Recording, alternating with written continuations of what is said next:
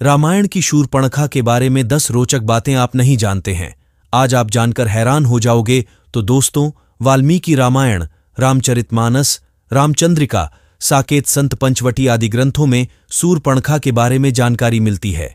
यह सभी जानते हैं शूर्पणखा के बारे में 10 रोचक जानकारी। तो दोस्तों, जानने से पहले अभी तक आपने हमारे YouTube चैनल को सब्सक्राइब नहीं किए हो तो हमारे YouTube चैनल को सब्सक्राइब करें। तो चलिए स्टार्ट करते हैं वीडियो। दोस्तों, लक्ष्मण की बहस। शूर्पणखा ने राम की रूपरेखा देखकर लक्ष्मण को भी प्रस्तावित किया, परंतु लक्ष्मणखा अर्थात जिसके नकसूब के समान हो। शूर्पणखा के पति का नाम कुबेर को बेदखल कर रावण के लंका में जम जाने के बाद उसने अपनी बहन शूर्पणखा का विवाह कालका के पुत्र दानवराज विद्युविह्वा के साथ कर दिया था। रावण को शूर्पणखा का शाप, त्रिलोक्य विजय पर निकले रावण ने एक युद्ध में विद्युजिह्व को भी मार दिया था। इससे शूर्पणखा बहुत दुखी हुई। उसने मन ही मन रावण को शाप दिया कि मेरे ही कारण तेरा सर्वनाश होगा। रावण ने उसे आश्वस्त करते हुए अपने भाई खर के पास रहने के लिए भेज दिया। वह दंडकारण्य में रहने लगी। हालांकि किंवदंतियों के आधार पर यह भी कहा जाता है कि एक बार रावण शूर्पणखा के घर गया। शूर्पणखा का पति विद्युजिह्व श्रीहरि का उपासक था। यह देखकर रावण क्रोधित हो गया और उसने उसका वहीं वध कर दिया था। राम पर मोहित हुई शूर्पणखा। कथा के अनुसार श्री राम दंडकारण्य में ही रहते थे। वहां शूर्पणखा ने जब श्री राम को देखा तो वह उन पर मुग्ध हो गई। राम का परिचय जानकर उनसे कहा कि मैं इस प्रदेश में स्वेच्छाचारिणी राक्षसी हूं। मुझसे सब भयभीत रहते हैं। विश्रवा का पुत्र बलवान रावण मेरा भाई है। तुमसे विवाह करना चाहती हूं।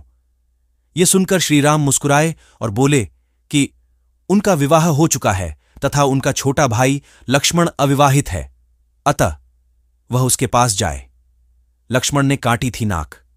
शूर्पणखा ने लक्ष्मण के समक्ष विवाह प्रस्ताव रखा तो लक्ष्मण ने अस्वीकार कर उसे फिर राम के पास भेज दिया। यह सुनकर वह भड़क गई और उसने कहा कि मैं सीता को अभी खाए लेती हूं, तब यह सौत नहीं रहेगी और फिर हम विवाह कर लेंगे। जब वह सीता की ओर झपटी तो राम के आदेशानुसार लक्ष्मण ने उसके नाक कान काट दिए। कहते हैं कि जब यह घटना घटी तब तीनों पंचवटी में रहते थे। पंचवटी नासिक में है। यह भी कहा जाता था कि नासिक का नाम इसीलिए नासिक है क्योंकि वहां शूर्पणखा की नाक काटी गई थी। हालांकि कुछ विद्वान इसे नहीं मानते हैं। खर और दूषण का वध।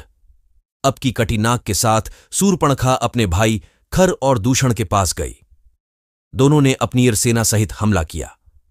राम ने लक्ष्मण और सीता को एक कंदरा में जाने को कहा और वे अकेले ही संपूर्ण सेना से युद्ध लड़े।